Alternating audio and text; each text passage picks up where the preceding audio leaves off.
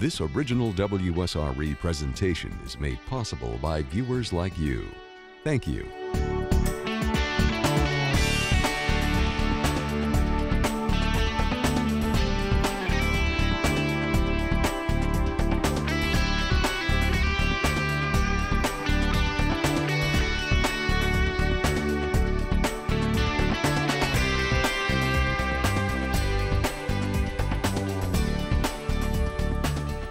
Good evening, I'm Lloyd Patterson. Welcome to CTC, Connecting the Community.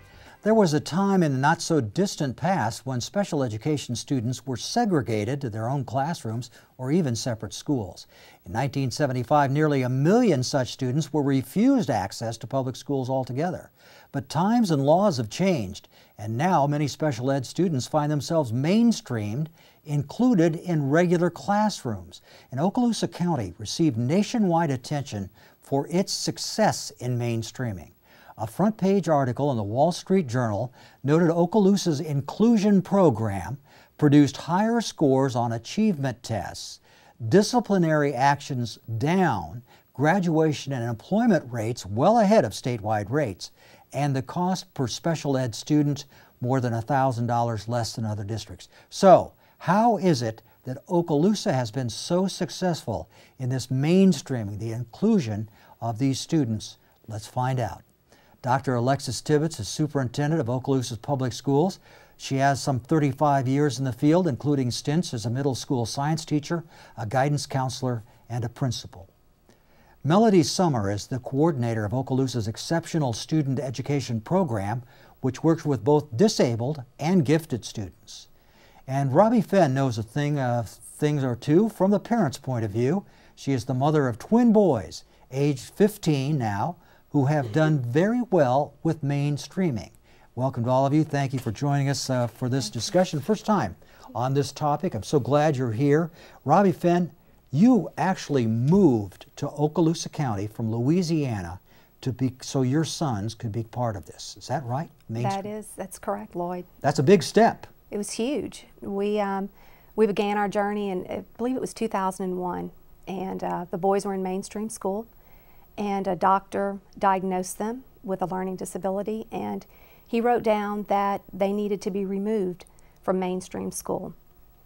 They were removed, and how'd that hit you as mother? I didn't accept it, and I put them in this school. I had no choice. They were removed from the school. And we as parents said, this is just not acceptable to us. So we started looking at other school districts as to where our children could get help. And we stumbled upon Destin. And just happened to be over here? We happened to be here. We were, we did our research on the internet first and saw that Destin had a great school system. And we came to Destin and met a lady who happened to be over the special needs students at Destin Elementary School, and she said, I think I can help your children. So we then drove over to Destin Middle, and at the time Dr. Tibbetts was the principal, and she looked at us. I asked her point blank, I said, can you help my children? They've got to have help. I want them back in mainstream school. And she said, we can help your children. Give your pocketbook a break and move here. And we were here within 2 weeks. Well, Dr. Tibbetts, quite the sales job you did for Okaloosa schools right there. Well, Robbie, it takes a lot of support from the parents and the school system, but Robbie certainly made the right decision. You can put your children in private schools or Louisiana private schools or anywhere, or you can take advantage of the services that the public school system has to offer your children. And in this particular case, we had the scaffolding, the tutorial help, and certain pull-out elective classes, but we mainstreamed the boys, and her daughter was just a fabulous young lady. She's a senior now at Niceville, but her boys were prepared with the support they had at home to be successful in mainstream classes.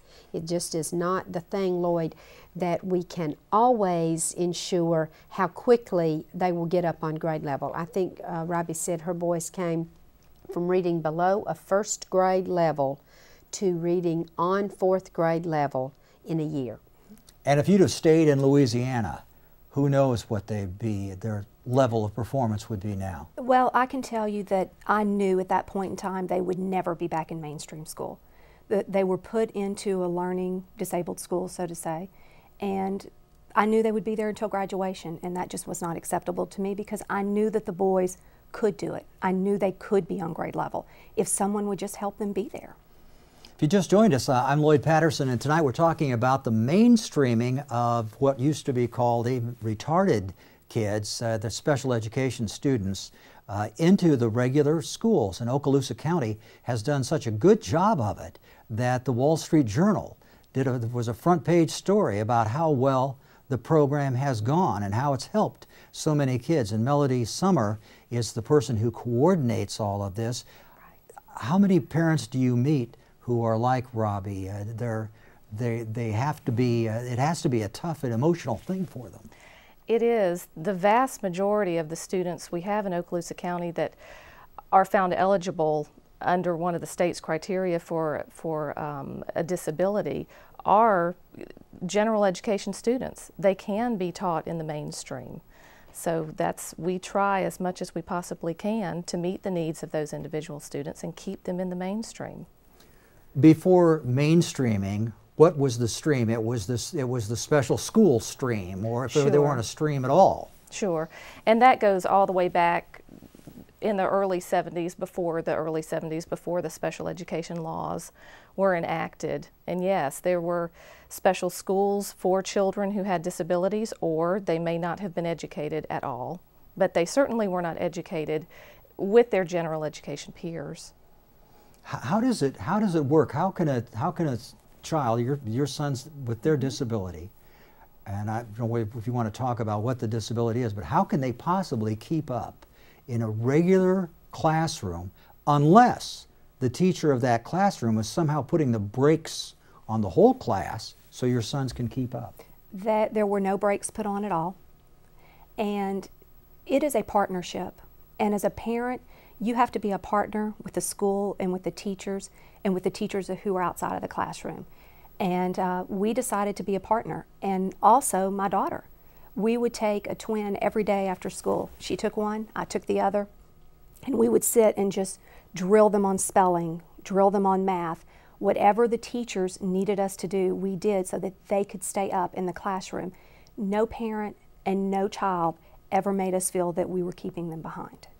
Dr. Tibbetts? And this is a philosophy of a school district, Lloyd. You're right. Our teachers have to be trained in what's called differentiated instruction. In other words, if there's 22 or 25 students in a class and 2 or 3 are struggling, we don't want our teachers to dilute the curriculum for those kids, but we do need them to provide them additional help after school or before school and scaffold the support that they get. The other part of the philosophy has to be, too, that if we are having resource classes or pull-out classes and those classes are not keeping up with the regular classes, then they have to go. And that is what happened probably 6 to 8 years ago in Okaloosa County. We seriously diminished the number of what we call resource rooms, especially in our middle schools and our upper elementary, because by 4th through 8th grade, students have to be in the regular, and many of our students that are SLD can take advanced math and advanced English classes in middle school so that by high school they're ready for the rigor of AP or honors.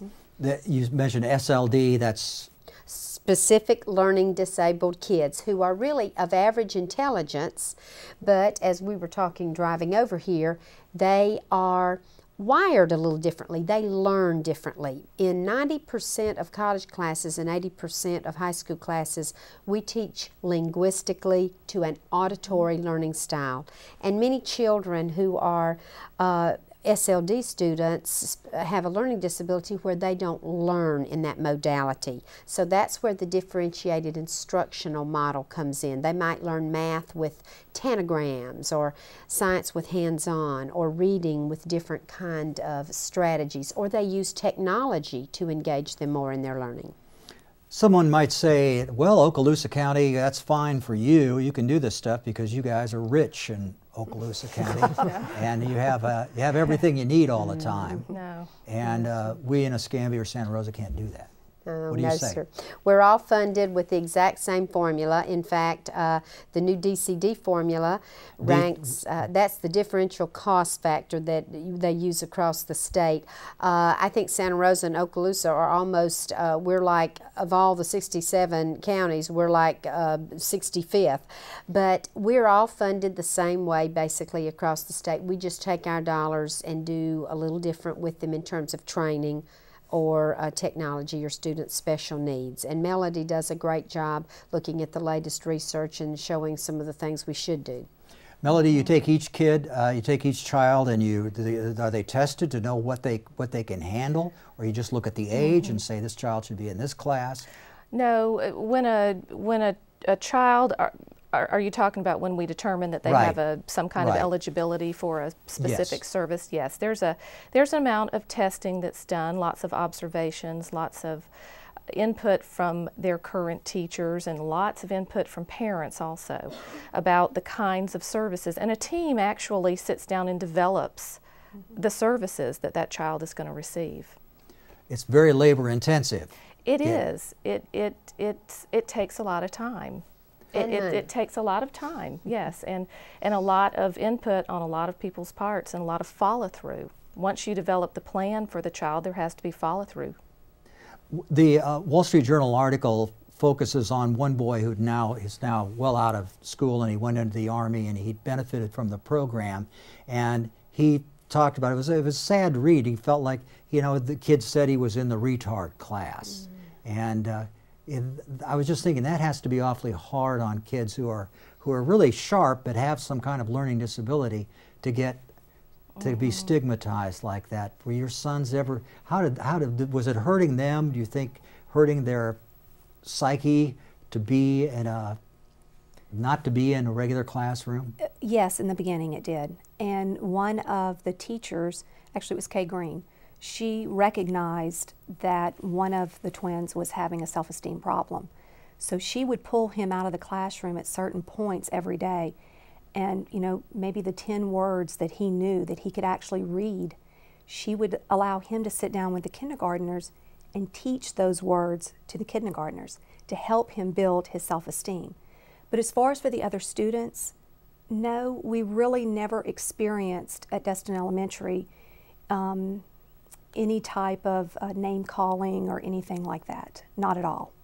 That was clever. Get the young man to read to the kindergartners, and that's some pretty sharp thinking. We have a lot of mentoring that goes on in Okaloosa County between grade levels, between different schools even. How does it affect the other kids in the classroom? Do they generally know who's being mainstreamed into the classroom? Do they know who the special cases are? Yes, but we also use paraprofessionals and teachers to support these kids out of the classroom. So it's not so much that if you're sitting in an Algebra 2 class with me that someone's going to know that I have a learning disability and you don't. The rest of the students are all trying to get algebra and they're not spending a lot of time making fun of someone else. I think that's a philosophy there again that the teachers in our schools that's reinforced to them through Melody, our regular ed teachers and our special ed teachers. But we have to remember that our special ed teachers are out there working hard to help kids get up on grade level by the upper middle school and early high school, because special ed is the most expensive way to educate a child in America. We're trying to identify kids in kindergarten, first and second grade, Lloyd, so we can get these problems fixed before we have to identify them for special ed and keep them there for years and years. That's what RTI, response to intervention, is all about. There's going to be a certain percentage of kids who are not going to be able to fit into a mainstream no matter how broad the highway is, aren't That's exactly. That is true, and that has to do a lot of times with cognitive ability and their developmental delays, and we do have a certain percentage of students that will not be able to meet regular standards. Where do they go? Where do you put them? We have special education classes that Well, we call them self-contained special education classes, which means they receive all of their core instruction from a special education teacher, but they have opportunities to be mainstreamed also. They can take elective classes in the mainstream. They can take any classes that they feel comfortable with and that they're good at in the mainstream. So they're not locked into those classrooms all the time, but we call them self-contained ESE classes because they receive their core instruction there. With the mainstreaming, every teacher has to be sort of a special education teacher, don't they? And I think that the universities, the teachers now that are coming out of the universities are training teachers in more differentiated models of instruction, and that's the way they're coming to us now. It is just a whole philosophy change. It's just the way education is moving. Differentiated, meaning treating each student separately. Individually, but it also means differentiated instruction really means tapping into each student's different modality of learning, whether they're an auditory learner, a visual learner, a kinesthetic learner. It's just teachers are trained now to tap into different modes of learning. We Dr. still Tibbetts? have students that are what we call severe and profound, Lloyd. They are in special schools because they have an IQ that will never allow them to ever be mainstream. But now we do have VE kids, and as you saw in this article, and even now, last year we had the highest graduation rate in the state of Florida because we have a lot of special ed kids in Okaloosa County that get what's called a standard diploma. Now there is a non-standard diploma for children who can't take the required courses and get a regular diploma, but we concentrate on teaching them career skills, ways that they can get a job and be successful and not be on welfare and be able to take care of themselves and work in different capacities. If you just joined us, you're watching Connecting the Community. Tonight we're talking about mainstreaming of special ed students into the student body. They go to regular classes in Okaloosa County. We'll pick on Okaloosa County because it will receive national attention for the success of its program, how well it has done in achieving success with bringing kids in. We have as guest tonight Dr. Alexis Tibbetts, who's been our guest several times on different topics before. Melody Summer is in charge of the ESE coordinator, exceptional student education. And Robbie Finn, get this, she moved to Destin from Louisiana so her twin sons could be in the mainstreaming program here in Okaloosa County. And that is that's really commitment, dedication. What a mom to move your sons over to another state so they'll get the education you feel they need. What about the kids who are left behind there? Do you have any talk with, have you ever discussed with them, the other parents? Because you were able to get out.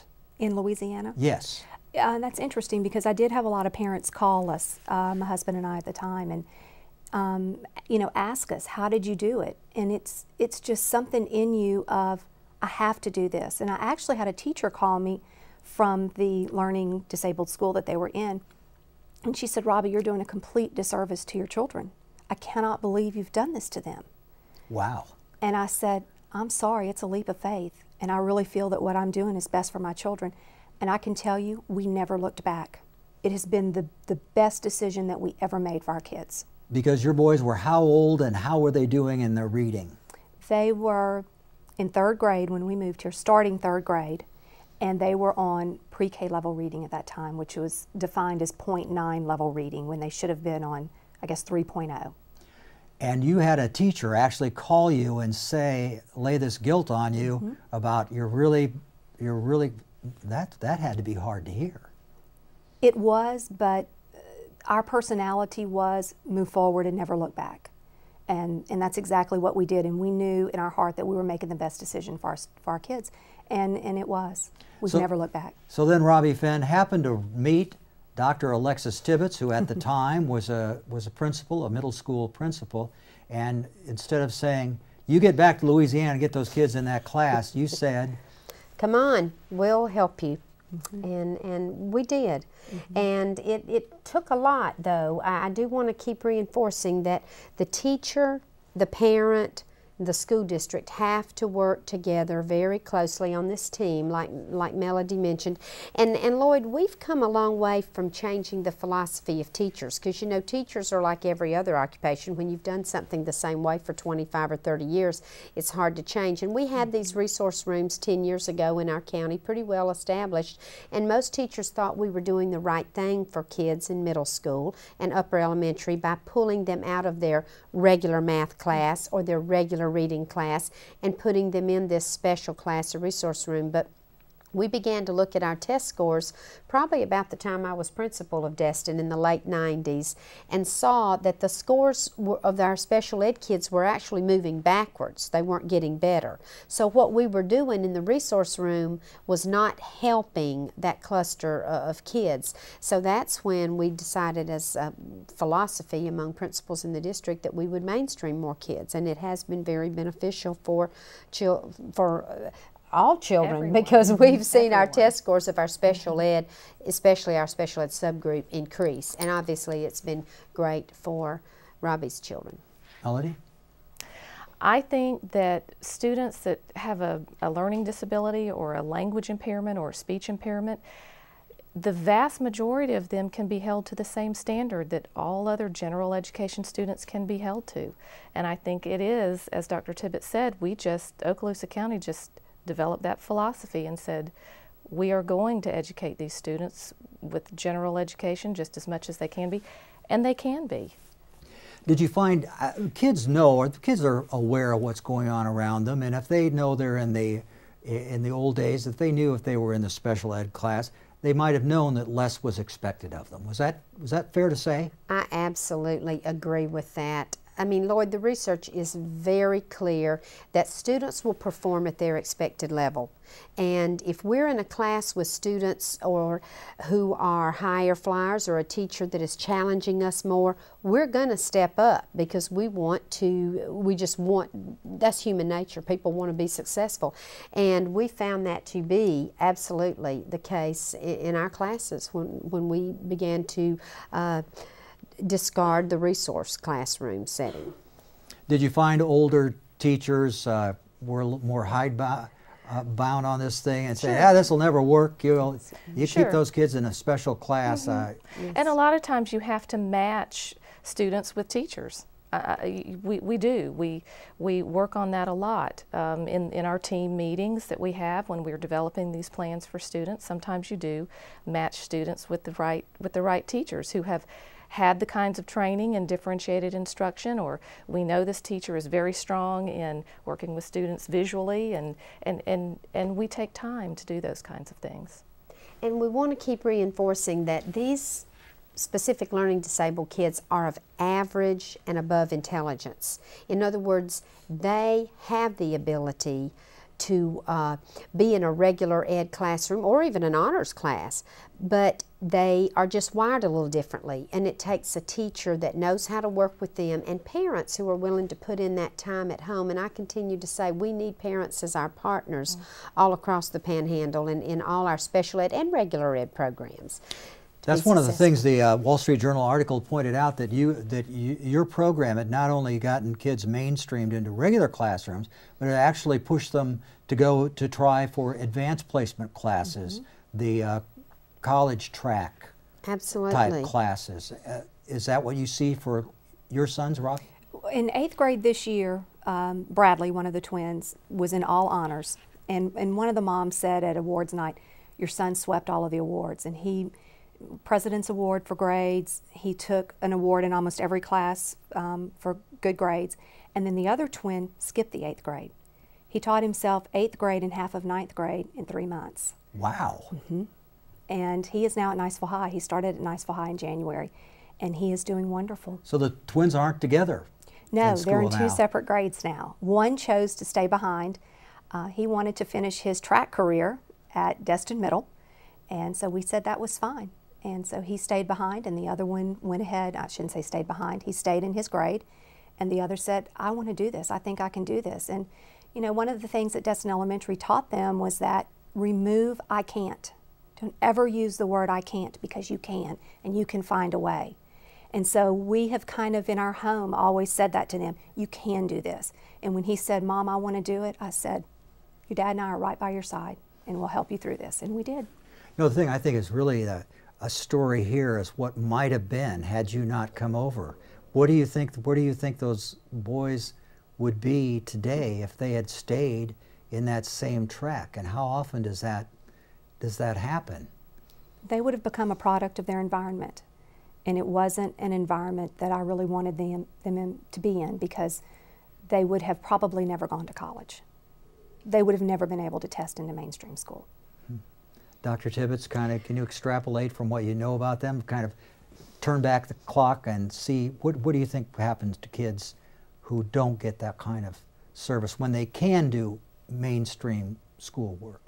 Well, I think just like Robbie said, they start losing a little bit of their self-esteem. They start not wanting to, their reading skills go by the wayside, so they're not able to keep up in any of their classes, such as science, which is reading-based, social studies, government, economics.